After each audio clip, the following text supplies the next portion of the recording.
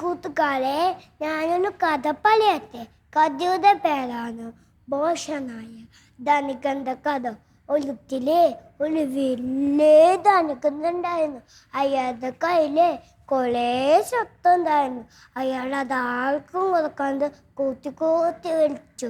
ഒരുത്തിനെ അയാൾക്ക് ഇരുത്തിത്തടുത്ത് കുറേ വിളവുകൾ ലഭിച്ചു.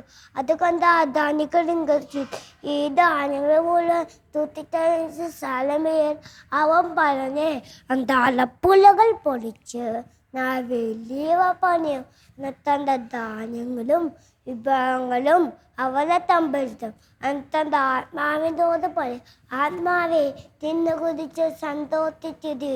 എന്നാൽ സ്വപ്നത്തിൽ ദൈവമാവനോട് ചോദിച്ചു, ബോഷ, ഇന്ന് രാത്രി നിന്റെ ആത്മാവിന് ഞാൻ തൊണ്ടത്ത ഈ ചൂട്ടിത്തൊക്കെ അതേതാവും.